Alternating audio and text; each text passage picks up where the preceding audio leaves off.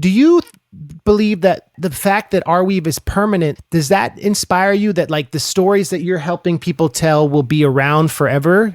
Yeah, definitely. Yeah. The technology and also the ideology of Arweave is really cool. And I haven't seen any kind of like similar projects within this domain, within this Web3 domain. Like Arweave can be so inspiring to people everywhere. Yeah. And you see, Arweave have already got a bunch of cool guys, engineers, artists like you that demonstrate that we can really change a lot of things, including somehow the financial situations of artists. This is, I think, inspiring enough to let other artists everywhere to join this kind of, move. You're tuned to the ArCast, where we talk about the blockchain on the ArCast and how your data remains. It's the ArCast, where Arweave is the topic, censorship-resistant permanence. Yeah, we got it. Welcome to the ArCast. This is episode 8 with Yin Cao, who's an angel investor, a crypto art collector, and the managing director of the Digital Renaissance Foundation. We did this interview while he was in Shanghai, and it was really cool because I'd never talked to anyone on the ArCast who was answering my questions from China. So it was really cool. I linked with Yin Cao because if any of you heard the Pianity episode,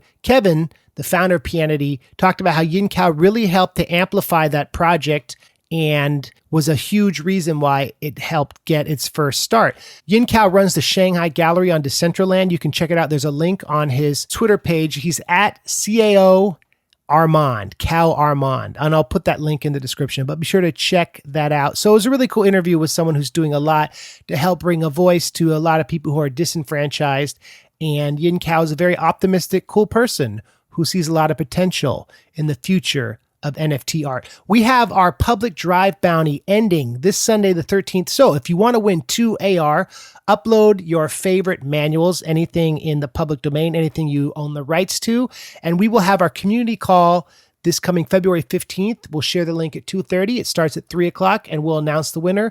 We just dropped a video about some of our favorite NFT projects, so check that out. Be sure to keep following the ArDrive socials, and we'll keep it popping with the permanence. This is our interview with Yin Cao.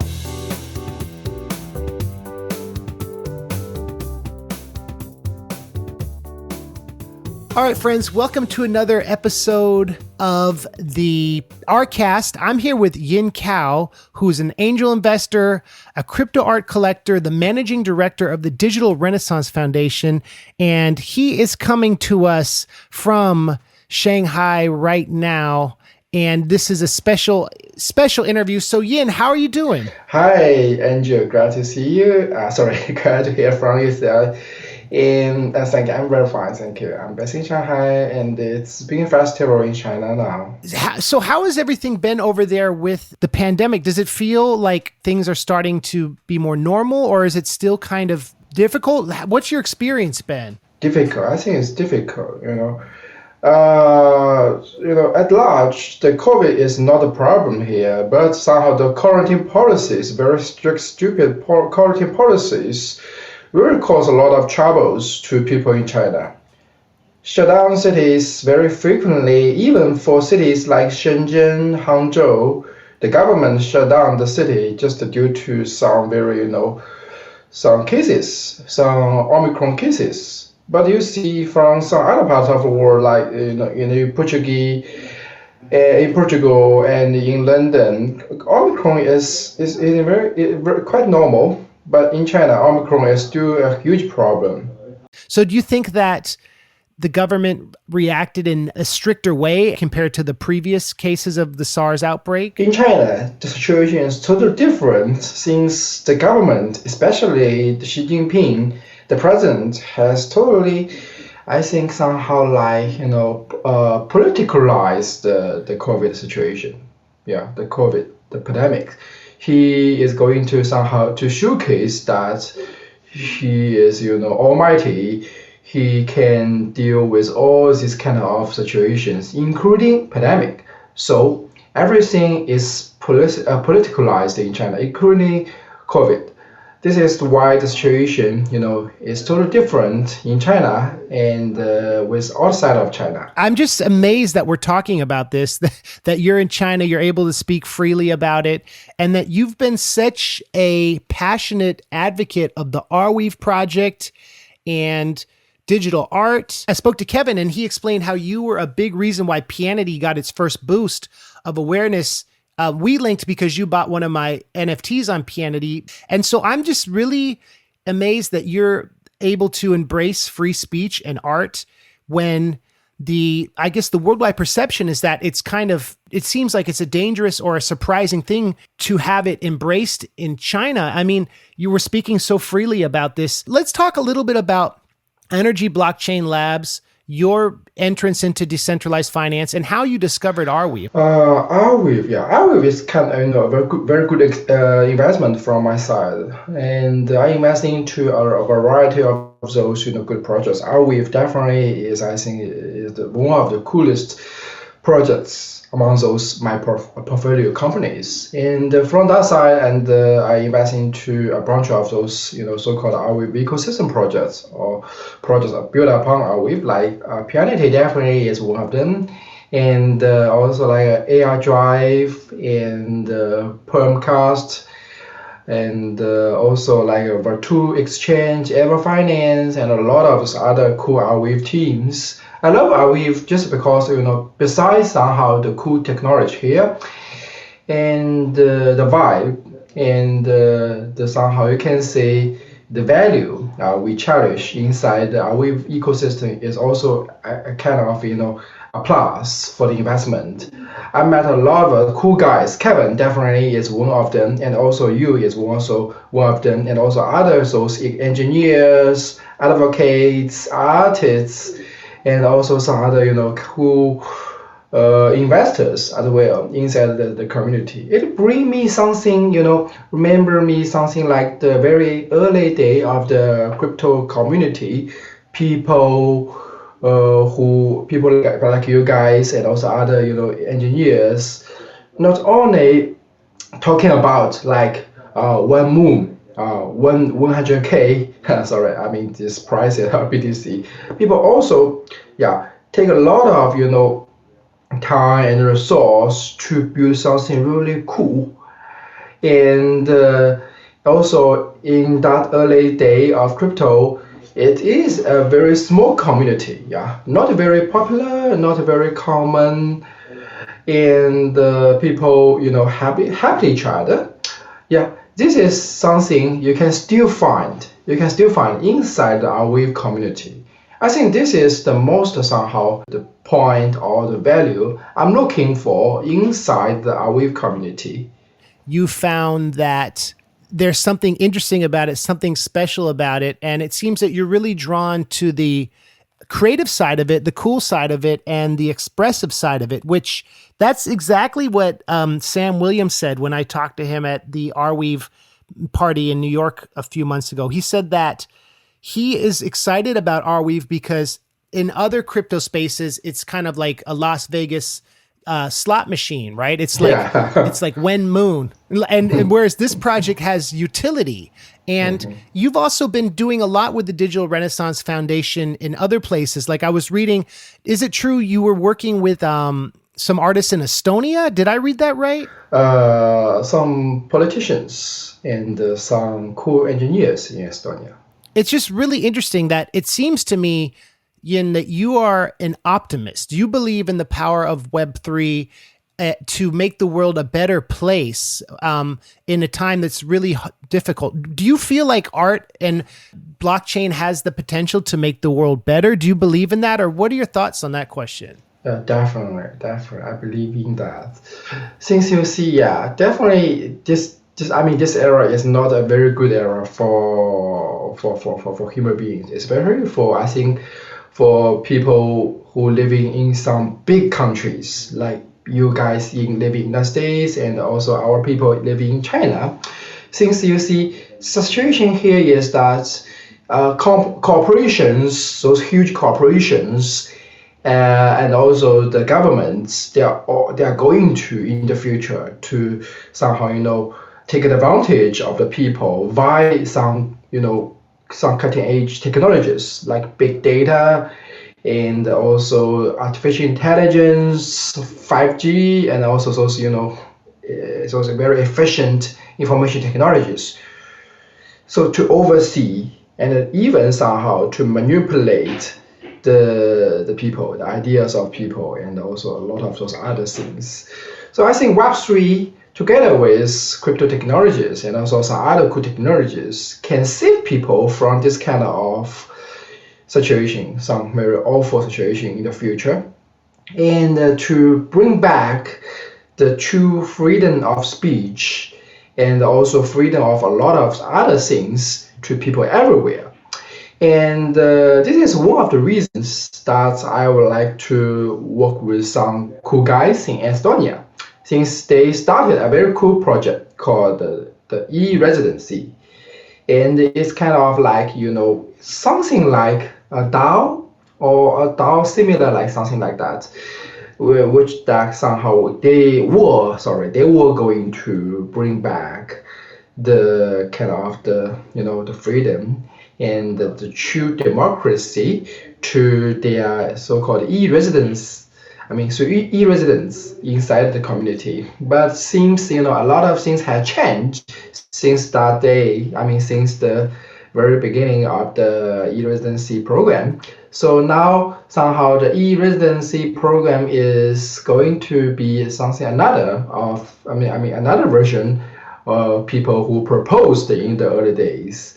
That's why I turned to some other cool technologies like the Arweave and also some other cool, so-called e-governance projects in the field, and to look something like a substitute to the previous e-residency program. And also talking about art, I think art in the current era is not just somehow like a collection, a very precious pieces that should showcase your social status. I think now art is something that people use art to advocate the value they cherish. And also art is something like, it can perform like something you can identify yourself among some other cool guys. And art is also, I think, in the future can create new narratives for people everywhere to demonstrate the value they believe in. Yeah, this is why I sponsor a lot of those galleries and also those marketplaces like Superreal or No Origin and On Cyber and a lot of some other cool marketplaces. Since I would like to bring more this kind of values to people globally and to let those guys know that, especially among those third world countries, maybe people who are lacking of some kind of those opportunities to let people of other parts of the world to hear from them. But via crypto art, via decentralized network, they can have this kind of opportunity to be heard everywhere. So I think together with the Web3 concept and also the decentralization of art, creation, curation, exhibition, and also together with some other cool, crypto technologies in the DeFi, we may create a new paradigm for people everywhere. I think that's beautiful. And I think that is very optimistic. And I think that the thing that has drawn me to music as someone who studied literature in college and then became a rapper, what drew me to it was the storytelling, right? Because especially rap music, hip hop music is all about the words. And the people who created rap music in New York in the 70s and 80s really believed that it had the power to tell stories and shine light on people who were kind of ignored by a certain media perspective. Yeah. And do you believe that the fact that Arweave is permanent, does that inspire you that like the stories that you're helping people tell will be around forever? Yeah, definitely. Yeah. The technology and also the ideology of Arweave is really cool. And I haven't seen any kind of like similar projects within this domain, within this Web3 domain. Like Arweave can be so inspiring to people everywhere. Yeah. And you see, Arweave have already got a bunch of cool guys, engineers, artists like you, that demonstrate that we can really change a lot of things, including somehow the financial situations of artists. This is, I think, inspiring enough to let other artists everywhere to join this kind of move. There is famously with record labels and even Spotify and Web 2 ways of spreading music and spreading art, there are limits to that. And we've seen that though the people who make the money in that world are the people who own the Web 2 platforms. I was wondering if you could talk a bit about the Digital Renaissance Foundation. You're the managing director for this project. They have a residency, a digital residency. Yeah, actually, this is not somehow like a crypto project. It's like, a foundation. Me together with some other cool friends, some very several cool friends in Finland, in Estonia. We invested in our money into this foundation, and then this like a VC firm, like an entity, we invest into some other cool projects together globally, especially for like NFT and crypto art. And also definitely Web3 infrastructures, things like somehow like 2000, I think later 2017, late 2017. And actually from the beginning, the idea popped up like somehow since we are the earliest e-residents in Estonia and also in China from my side. And then we decided that somehow we should do something to help other e-residents everywhere. Yeah. So we put our own money into this foundation, and we're going to support to invest into the very early stage projects within the ecosystem, the e-residency ecosystem. And but we found that a lot of those e-residents in the ecosystem actually were crypto people. So we expand our portfolios outside of the e-residency ecosystem, and found a lot of those cool DeFi guys, NFT guys in 2018, 19, and now, and we invest into those guys. And by this kind of investment, we gradually found out somehow we can do something more. Then we started a new project called Shanghai Gallery. And actually, in the beginning, the Shanghai Gallery is just like, a virtual gallery on Decentraland. I have some virtual land slots on Decentraland, on Crypto Voxel, on Sandbox. Then I put some my slots and combine those slots into estate. And I hired some designers, architects to build up the Shanghai Gallery for me. And from that time, I invested into some other cool gallerists, and worked with those galleries, with those artists, curators, to perform some curations on Decentraland, on other those metaverses. And the next stage is that I'm going to create a DAO. This DAO is called a DAO, just a DAO, yeah.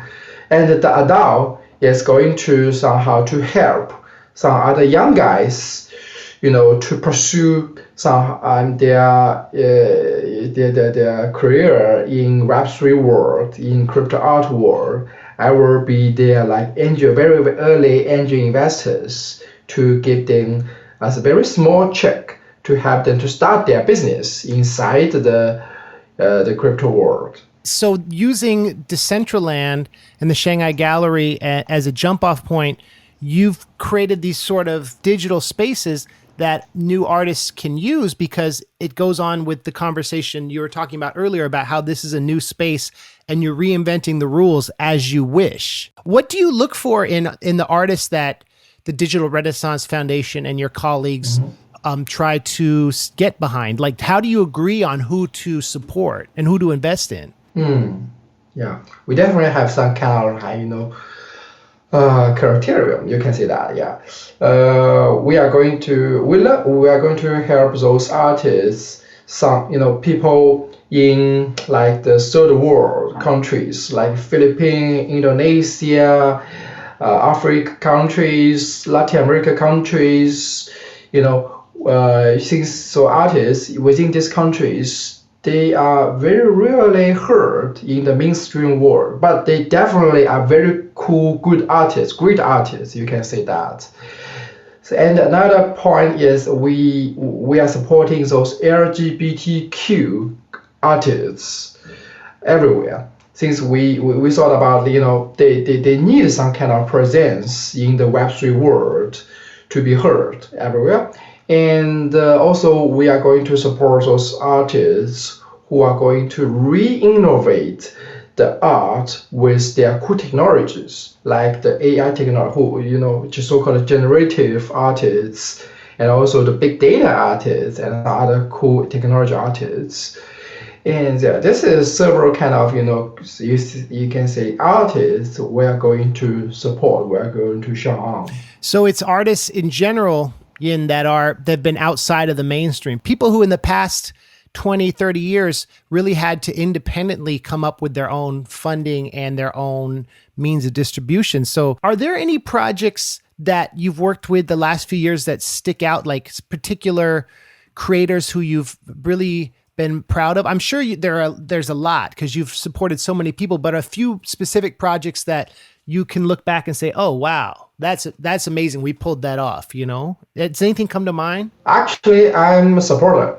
I support those artists and those, entrepreneurs, but I cannot say that, I just cannot put off something like a startup. So I'm very proud of that. I'm the earliest collectors and investors in the crypto art domain in China, and I have a lot of those my fellow people in China to know about that. NFT can make something different, and crypto art is a real art. Crypto art can be great. So I had some kind of like communities in China. One is called Crypto Art Panda.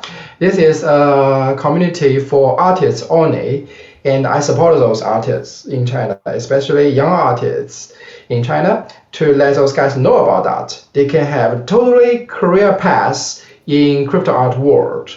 You see, since the situation for artists, if you would like to say, in United States or some other Western countries, artists, they are suffering from lacking of fund, lacking of kind of like exposure in our media or some other those platforms.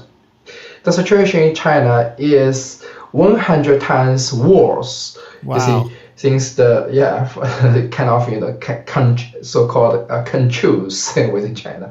So I have those artists to be exhibited on platforms, and also I have some other another community called Metaverse Adventures. This is like a community for those collectors, for those fans, for those who appreciate crypto arts, appreciate metaverse experiences. So I led every Tuesday night I have a podcast in Chinese called Meme Tuesday. I introduce what is going on, what is on trading within the crypto world, especially within the crypto art and NFT domain, to let those people in China know about that, so that they can be part of the world. I mean the crypto world, since very strict policies against cryptocurrencies, against these Web3 concepts in China. This is kind of like a window for people in China to know about, and also to be part of that. And I think this is something maybe I can say I'm proud of that. I have people in China and have the artists in China to be part of the very booming industry of crypto art and NFT. Do your artists feel censored, or do they feel like they can say whatever they want? In China, besides somehow, in China, if an artist would like to be heard, he or she have to work with some kind of like the galleries. Definitely everywhere else are the same. But in China, these galleries, they are controlled by some so-called this kind of like cool guys. Not cool guys, not very cool guys.